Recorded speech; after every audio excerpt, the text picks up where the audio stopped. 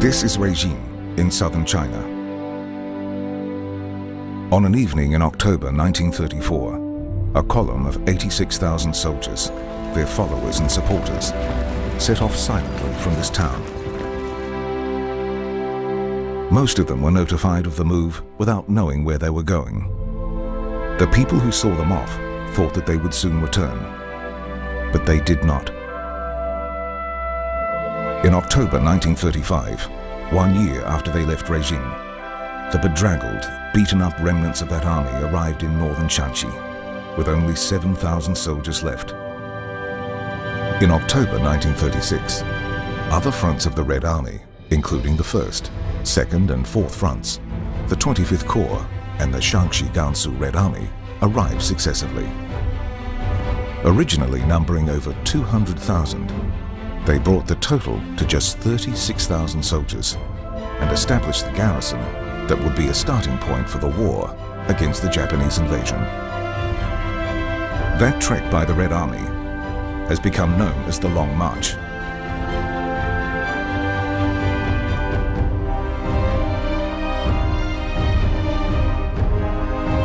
These men and women experienced harrowing escapes from death. They were not afraid to die, but the spirit of life was fierce in each of them.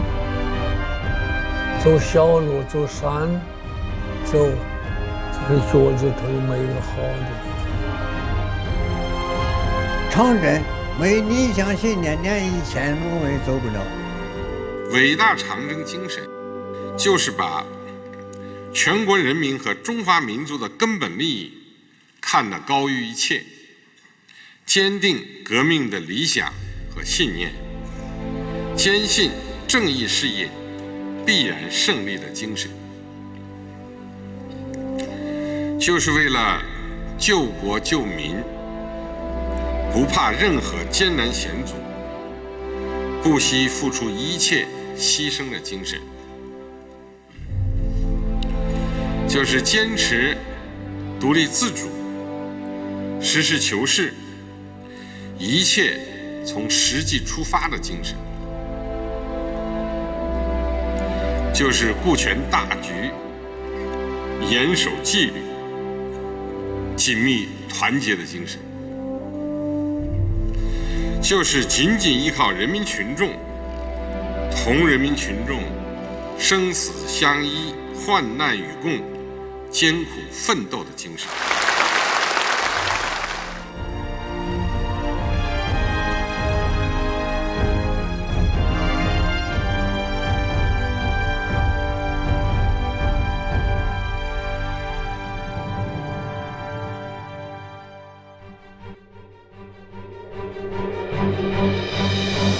In October 1934, the Central Red Army, under pressure from the much larger and better equipped nationalist forces, broke through encirclement. By the time it had crossed the Jingsha, a tributary of the Yangtze, the army had been marching for 7 months and lost well over half of its number to frequent battles and raids, lack of clothing and food, fatigue and disease. In this episode, we follow the long march across rivers, snow-capped mountains and an expanse of trackless bog, retracing its steps into legend over 80 years ago.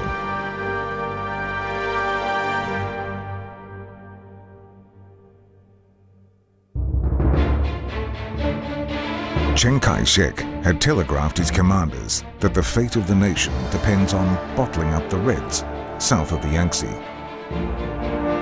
So with crossing of the Jingsha, the fate of the nation was very much in play for Chiang.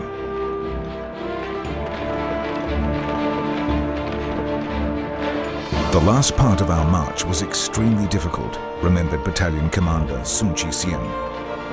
It was pitch dark, and there was a continuous drizzle of rain. Our clothes were soaked through, and the biting night wind made us shiver. They were marching towards the Dardu River.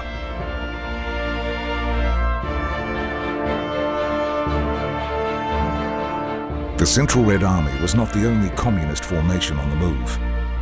The real hope of the Long March, in reality the Long Marches, was that different forces from the different bases could unite in Northwest. some were small outfits. The 25th Army from Hubei, Haonan, Anhui revolutionary bases had less than 3,000 personnel. The 4th Front Army that set out from the Sichuan-Shaxi border had 100,000 members. The 2nd and 6th from the Hunan, Hubei, Sichuan, Guizhou borders were also significant.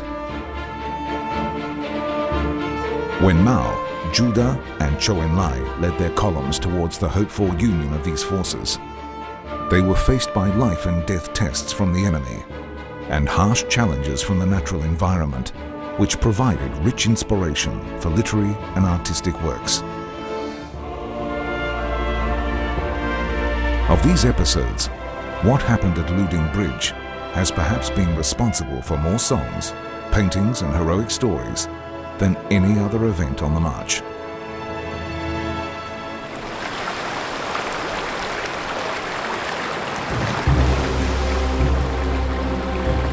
The Dadu, a major tributary of the Minchang River, is flanked by sheer cliffs. Ferry boats were controlled or destroyed by the nationalists. The Red Army was able to commandeer one boat. 这个过船的过渡啊，过一趟来回啊，一条船要1个钟头。漂这个1天多啊，就过去一个团吧。那么靠这个人过后，我们一个还几万人啊，所以我们的一年一过来给他讲了。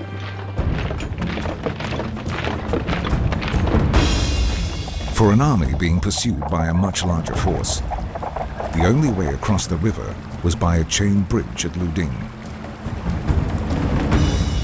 Built in 1705, the bridge is 104 meters long and 2.8 meters wide. The main span is formed of 13 iron chains covered with wooden planks. Crossing the Dadu River before the enemy arrived became critical to the survival of the Red Army. So the order was given to take Luding Bridge by force. The task fell to the 4th Regiment of the 2nd Division. They were almost 120 kilometers away from the bridge, with only 1 day to reach and capture it before enemy reinforcements arrived. The road twisted like a sheep's gut along the side of the mountain, remembered Yang Changwu. Mao Zedong had ordered them to speed and take every possible measure to accomplish this glorious mission. He said, "We wait to congratulate you on your victory." 很苦啊，很苦。他这个路不好走，大山这边的河，遇到这一条路不好走啊，高高低低，有石头颠，看头脚动就要脚痛。到晚上走路啊，下雨啊，他们都可以打火把，使用打火把，打到火把。我们呢，有些大一点，有些不敢打，怕暴露秘密。日夜走，晚上走，白天走，还得跑步走。They arrived at the West Bank on the morning of May 29th. Most planks of the span had been pulled up by the enemy. There were only 13 bare chains swinging in the wind. 我脚都大多好啊！有的时候吹冲锋好，我要吹搞连队呀，搞连队那个10号烟了，都吹起冲锋好。A chorus of bugles sounded, and machine guns opened fire on the opposite bank as a 22-strong storming party crawled onto the bridge. Under enemy fire, hanging onto the iron chains, 22 men pulled themselves forward. It was raining, cold, slippery. Several of the men dropped into the river. The others crawled on, laying wooden planks on the chains behind them so that others could walk across. As they approached, the enemy started a fire at the bridgehead in an attempt to stop them from moving forward. The attackers rushed through the flames and captured the east bridgehead. 有的烧到身上都是火，不管那个了。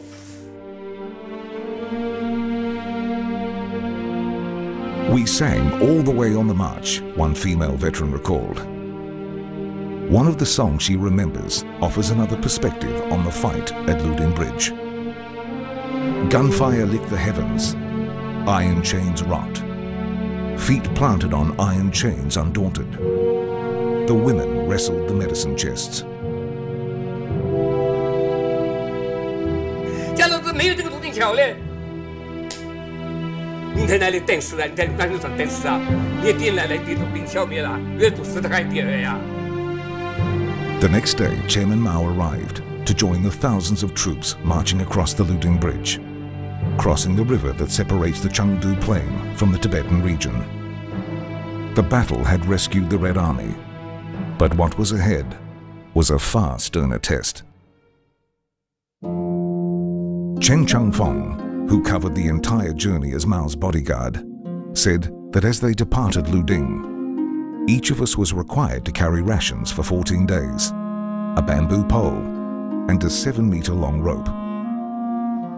It was May, Chen said. In my native Jiangxi, the fields would already be gay with golden rice. But here the land was deserted and untilled. As they set out, they came under air attack.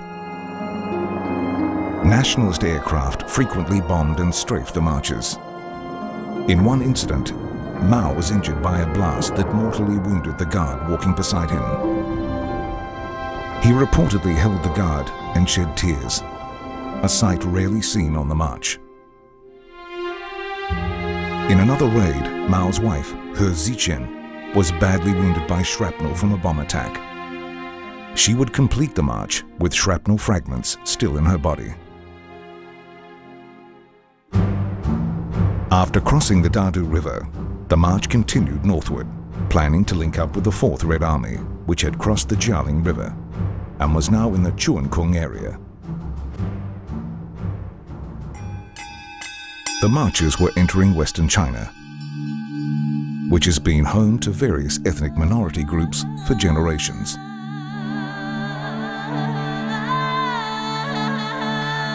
The First Army had two possible routes from which to choose. One was a major road through Yuasi County, but this option would mean having to capture a series of heavily garrisoned mountain fortresses. The other choice was a narrow path through Mianing, which would take the marchers into territory populated by one of China's many ethnic minority groups, the Yi. Short of guns and ammunition, the Red Army chose the narrow path.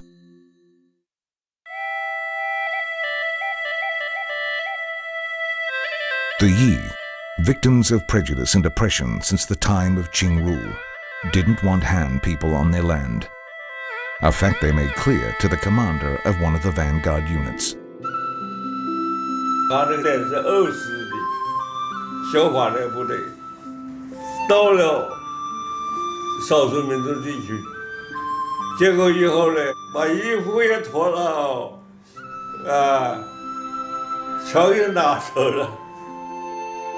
Before the Red Army entered Yi territory, the political department issued a warning to the soldiers. Do not harass the ethnic minority people. Do not antagonize the local people. Respect local customs and religious practices. 红军这个3大纪律8项注意过革命军人个个要牢记。不拿群众是这些线，是吧？爱护群众啊，最重要。等我们部队还没有走完的时候啊，这个炊事员呐，为了烧开水，他找不着柴火，他跑到那个少数民族的地方，都是木板盖的房子，这个炊事员都到房顶上去啊，拿了炉板下来生火烧水。这个炊事员是哪个军的啊？是9军的一个炊事员。结果呢，正好碰着9军一个师的一个师长过来，看到这个炊事员在上面不遵守纪律，去拿老百姓的房子上木板，所以他拿枪起来，叭的一枪，就把这个炊事员给打死了。The Political Bureau held a meeting. The main agenda item was how to handle the relationship with the ethnic minority groups and counter the propaganda spread by the Kuomintang, which had persuaded people to flee ahead of the Red Army's arrival. 为啥跑了呢？敌人宣传，红军来了以后，不仅要吃粮食，还要吃人。 Of course, marchers were spreading their own propaganda as they went. Rudolf Bosshardt, marching with them, wrote, "Their task is to fill every place they can find with slogans painted in red, white and blue." 贴的标语的嘛，到处贴的标语的宣传，不要害怕，红军是挽救你们的穷人的。 一般都是穷人这样听这样贴的嘛。The vanguard units of the Central Red Army opened the prisons, distributing food, money, medicine and guns to members of the Yi people, so that the chief of the Yi, Xiao Yedan, agreed to an alliance, forging a friendship with his Red Army opposite number, Liu Bochang, according to ancient rituals. Following the alliance, the Red Army passed safely through the Yi area.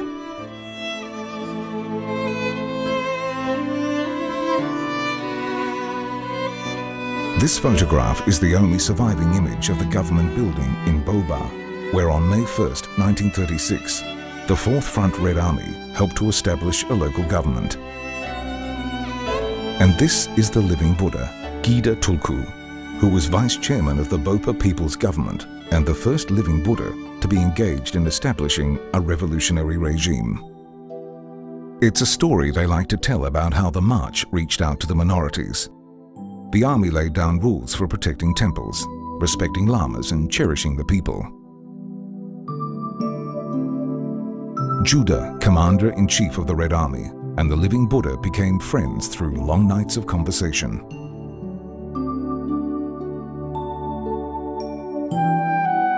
Gida donated surplus grain from the temple to the army and called on the people to donate food, wool, tents and other supplies. The climate on the plateau is harsh and short of resources. Without this support from the local people, the Red Army would have faced disaster. This is the memorial hall of the living Buddha at Berry Monastery. The story is much celebrated around here.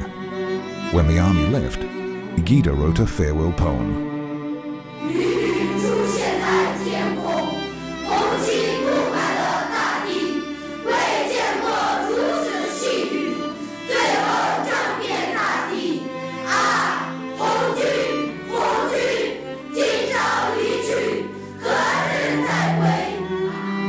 Another poem composed by Gida Tulku is recited by the school children before they start a meeting.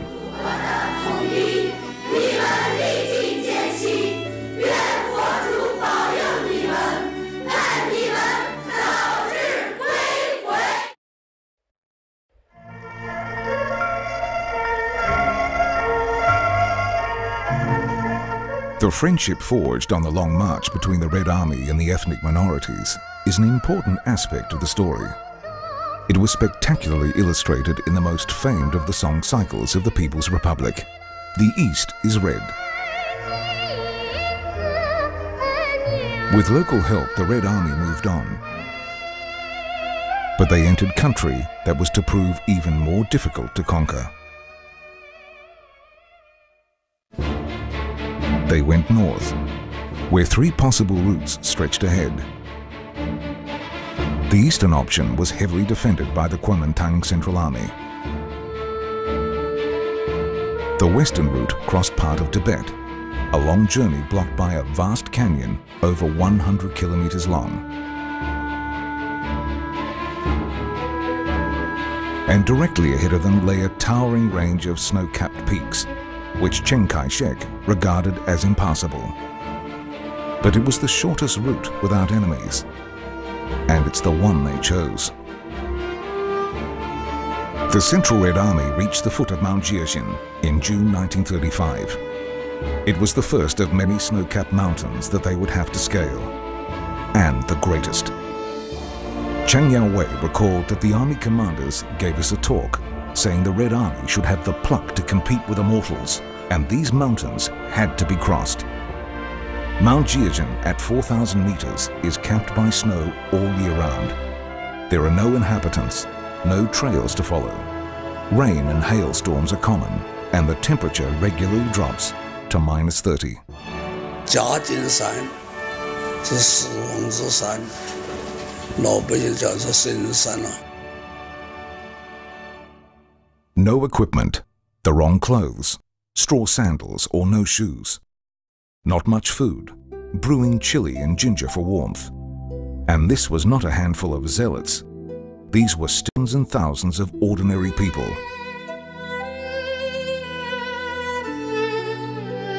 下雨下雪，下冰雹下冰雹，老百姓这个他那边穿着有黑幕，那个去吧，没孩子穿，穿着大衣服，穿2件大衣服，就是那个枪。最大的个问题，没鞋子穿。战士们呢，经常打雪炮，那不是稀罕的事，那是家常便饭。踩着雪你也得走啊，你不受伤是吧？我在茅车中3个摸去掉了。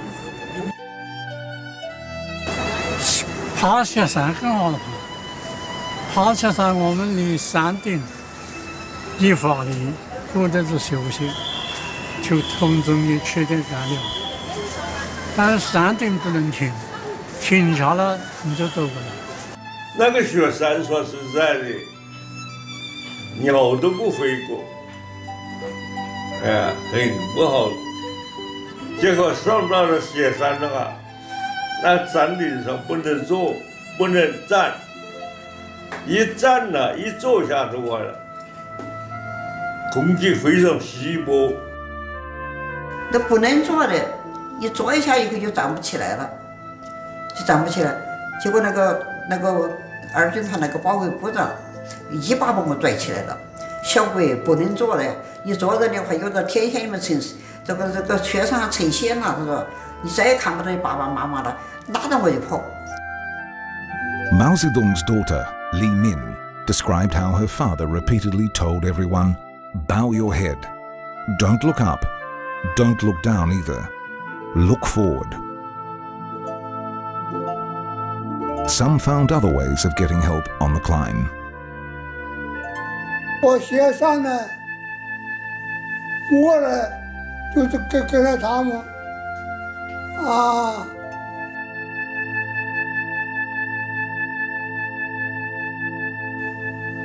我呢拿着马尾巴换的雪山。At Xiaojiwa, at the midpoint of the climb, the soldiers took a short rest. In the freezing temperature and lacking oxygen, many of them died where they sat. This towering peak was the last thing they saw, but others saw something that astonished them.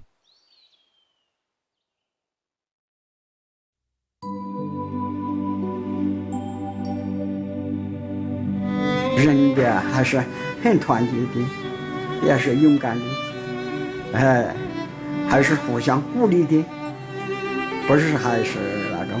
他半山上啊，他还是有这个啦啦队，那儿叫啦啦队。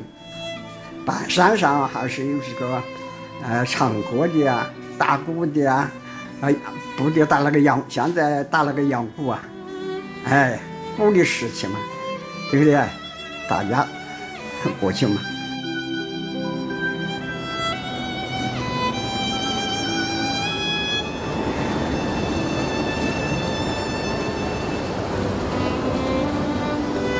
3个人背靠背在那个地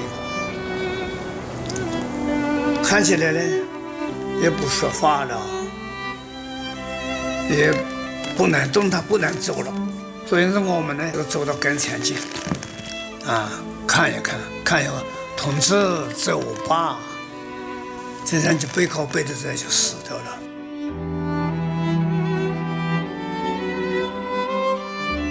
就那么就这样，就30多个同志起不来了，全走了。过去在后面组织修泳队，修泳队是为了修泳这个掉队的、落伍的，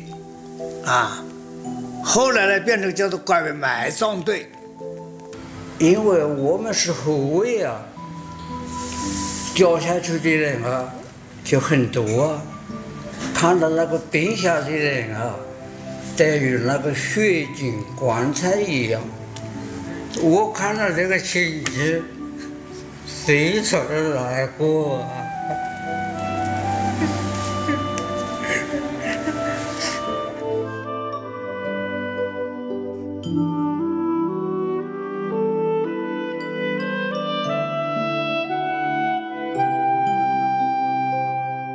？The highest of all the elaborate monuments to those who died during the Long March stands in Baoxing County. The cemetery is located on the snow-capped mountain rising 4,800 meters above sea level. What remained of the First or Central Workers and Peasants Red Army finally joined forces with the 4th Front Army at Maogung on June 12th. It was an important moment. The scene has been restaged for many tellings of the tale.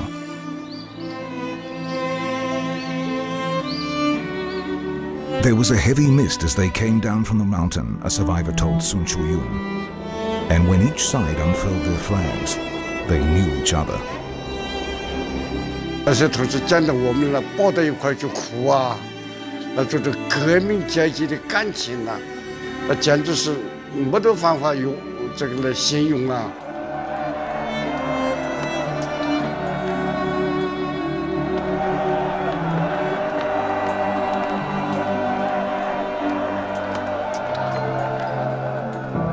Whether peasants or townspeople, there is a reason why, 80 years later, so many survived to give us their eyewitness accounts.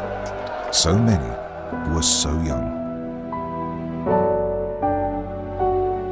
我11岁参军，参加红军13岁。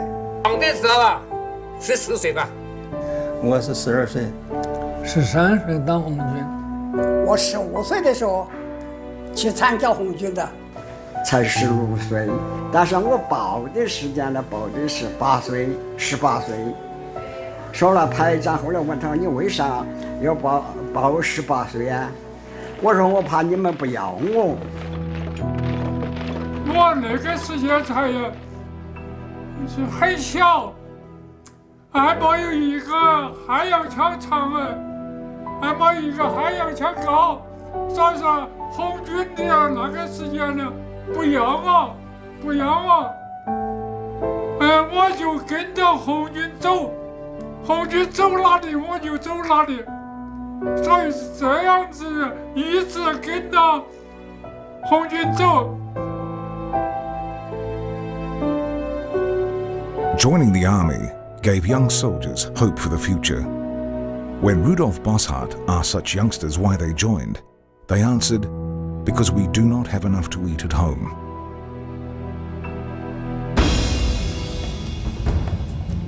In mid-August of 1935, the Red Army leadership faced a huge dilemma. Cheng had dispatched an army to establish a blockade that would leave the communists stranded on the northwestern Sichuan plateau. Having lost the chance to head directly north, the Red Army had no choice but to cross an area euphemistically known as the grasslands. It was to prove the most treacherous terrain of all.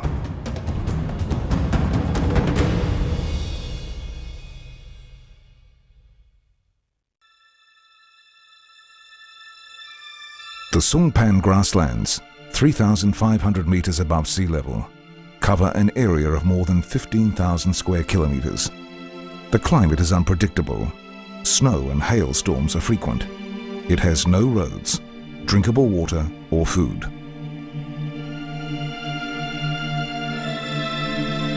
It's a morass separating the headwaters of the Yangtze and Yellow rivers. Wei Kualu, Zhou Enlai's bodyguard, said, "The grass made marching like walking on a sponge. Put your foot down in the wrong place and it will suck you under."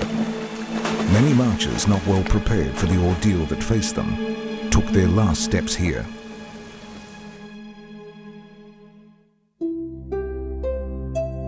一天在这水里面泡，水脏，稍微不痒我就抠一下这个破了以后啊，它就烂了。天边没吃的了，就把那草地那个草长下来草，个人每天2盘煮的吃。我这我2天我都忍不得了，一人说话了，天下谁跟他说了，看不见。那汉朝的那老鼠，它在这个平地里头专门吃那些草根，结果呢，我们那些战士啊，看到哪里有老鼠洞，就使劲追到那里，然后就拿那个羊羔啊，做公司本来也每人一个班里头放了羊羔，还有一个小铲子，做公司的就掏开，把那兔子啊，就到老鼠打死吃肉，拿火烧来吃肉，那就算还不错了。什么吃都有了，粮食吃光了，就吃野菜，全是野菜。凡是你认识的野菜，那个就是灰菜啦、红花苗啊、新陈菜啦、什么野韭菜啊，多了。它有时候有毒，你吃了中毒了。那水也是这样子的，你看这个水很清，结果它很毒。我看见他们拔什么草，我也拔什么草，搅一搅，死了好多的人，吃了坐在旁边一排一排的，结果人眼睛绯红，眼睛都成了红的，死了好多战士。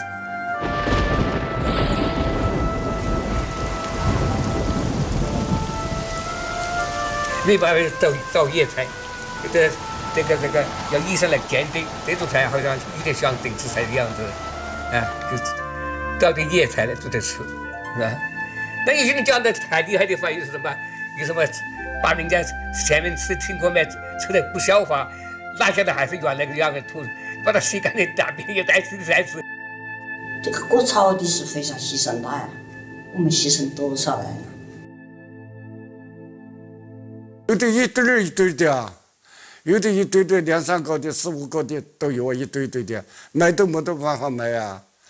这个草挖那个土都挖不动啊，没这力气挖不动啊，死一堆的一堆的，老鹰啊、野狗啊，那都肯定吃掉的。你说我自己感觉我现在蛮幸运的很，没得这些同志的保护啊，我们也过不来啊。Zhou Enlai's bodyguard remembered that most of the horses were slaughtered for meat. We then cooked our leather belts and sheepskins for food. When we had finished off the leather articles we had, old books and scrap paper became the objects of our attention. When the cowhide was roasted, he handed me a piece, said Chu Xishun. It was crisp and brown, and not at all disagreeable. 最困难的时候呢，是皮带。不是人人都有一块皮带呀，结果把那皮带呀用火烧，牛皮了火烧这个以后，它不是就缩了吗？毛上面的时候那个灰灰那个刺刀这样挂到眼往口里吃。他说了那个干的这个嘎巴的往口里吃，那就还比较香哦，还脆，好脆的。And it seemed once more that singing helped. Without singing, we would never have reached the end, a survivor told Sun Shoyun, adding that each evening sing-song ended with the Internationale. 现在不吵的那个监护啊，那就不能提了，就是不要提了，我都要哭。所以我们那个时候只好是归类惜别战友，大家看到都那实话，是那么多人，那都是真正的革命者。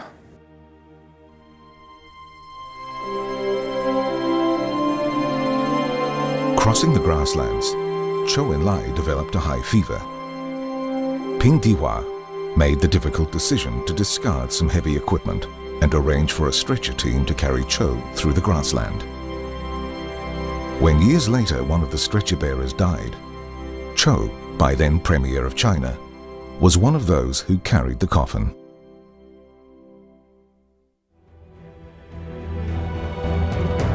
In August 1935, the Red Army emerged from the trial of the grasslands. They had been marching for 10 months, and they were still not safe. Baozuya, in the northwestern part of Songpan, was a vital gateway on the northward advance. So a priority was to remove the nationalists from the area and open the road to their ultimate destination. After a fierce battle, the Red Army seized Baozuya. It was time to decide on the next stage of the journey. Once more, the talking mattered as much as the walking. It was time for another conference. And the one at Bashi was significant. The 1st Front and 4th Front armies, despite the high spirits and high hopes of their rendezvous, had never fully combined, and there was friction at the most senior level. The Central Committee decided to head north. Zhong Guotao, leading the 4th Front Army, was for turning south, and so the force divided. Zhong Guotao would lead his force to almost total destruction, until much reduced in number, it rejoined the 1st in what became their permanent base. Years later, Mao would reflect on this separation as the darkest moment of his life. Mao and Zhou Enlai faced one more obstacle before they could lead the army northward. This was a narrow pass, perfect for an ambush, known as La Zico Pass. La Zico could hardly be better designed as a trap. It funnels troops through a pass barely 30 meters wide, narrowing to less than half that in places. The right face is almost perpendicular, the left climbable, but not if you're under fire from a blockhouse. It must have seemed impregnable, but the only alternative to forcing the pass was to double back across the nightmarish grasslands. One more battle to determine the life or death of the Red Army was about to be triggered.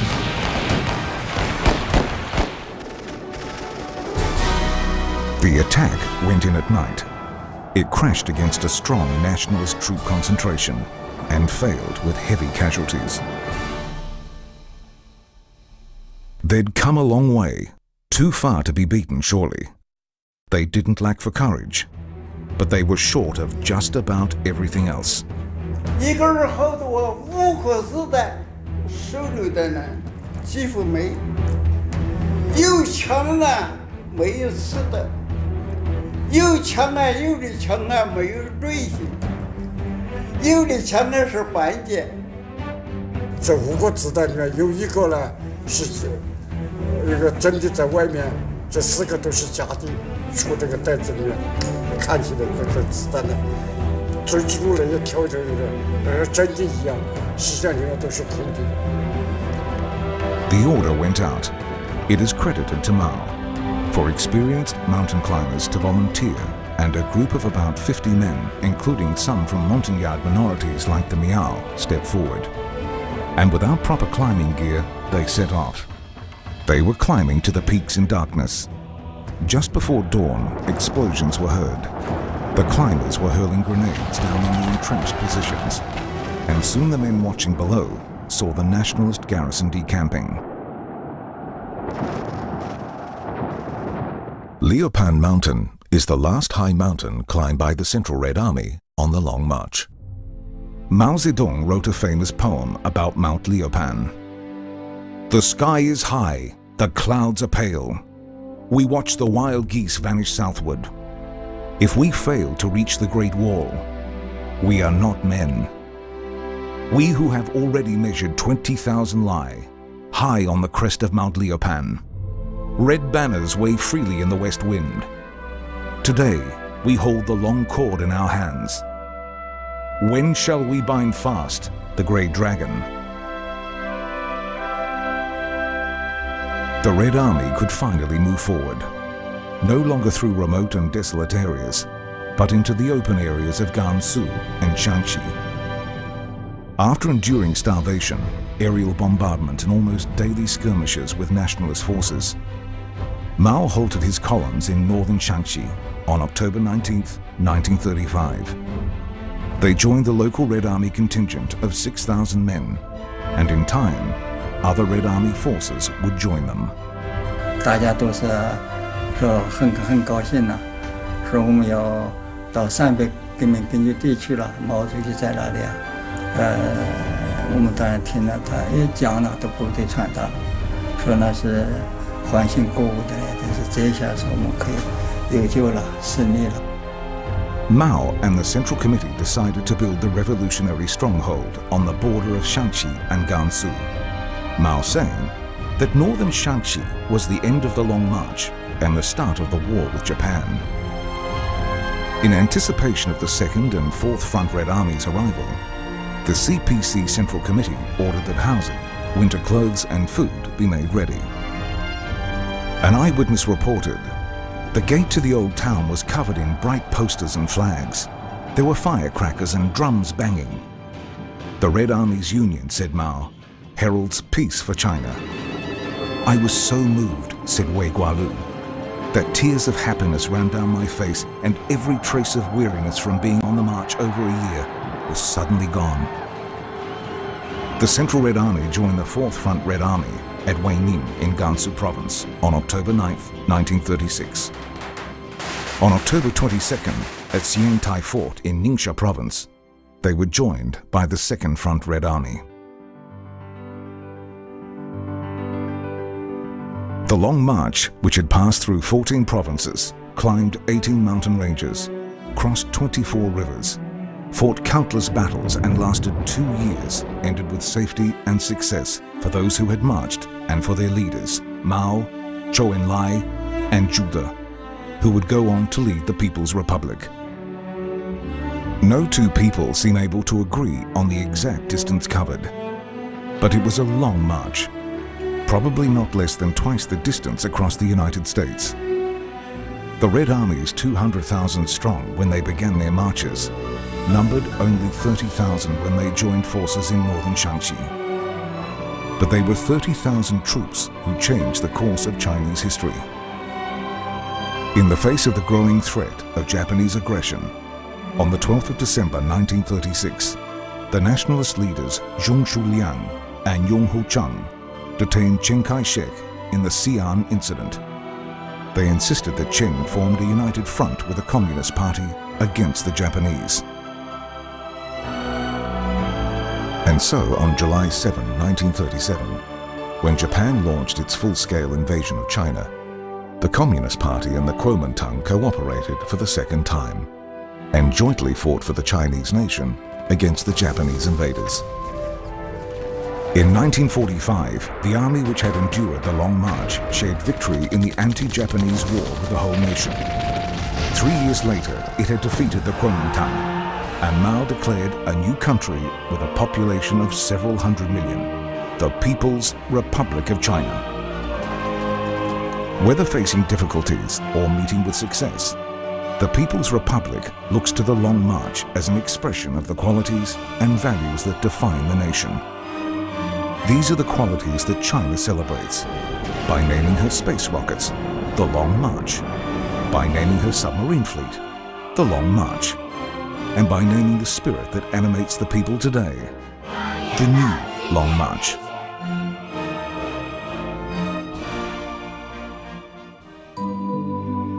In July 2016, China's president since 2013 went to Xiangtai Fort at the foot of the Liapan Mountains. There at the monument to the Union of the Three Red Armies, he paid his respects to the fallen soldiers. For President Xi Jinping, the Long March is something more than a historical event. He called it a long ribbon reddened by the blood of numerous martyrs. And speaking on the 80th anniversary of the march's end, he said, "Different generations have different long march journeys. They should take their own road." 历史只会眷顾坚定者、奋进者、搏击者，而不会等待犹豫者、懈怠者、畏难者。全党一定要保持艰苦奋斗、戒骄戒躁的作风，以时不我待、只争朝夕的精神，奋力走好新时代的长征路。This spirit of the Long March animates China today, and it lives on in the memories of those who survived all of its trials. 像我们现在幸运呢，不仅一个人，家里几十口子人，这些同志他们呢，死了，性命都不知道，家里人不知道他们还在革命队伍里面呢，还是死了啊，死到哪里啊？埋了没埋啊？得想这些东西。路艰苦，不要越往跑，要跑出距离包围圈啊，层层包围，到处走到哪里，枪响到哪里，敌人打到哪里，走到哪里敌人都有枪，就在打你。走到这里还没，就是要做饭吃，火还没烧着，枪就响了，就是要把起来跑，随时长征路上吃苦耐劳，不怕疲劳，不怕牺牲，前进就是胜利，走后前就是胜利。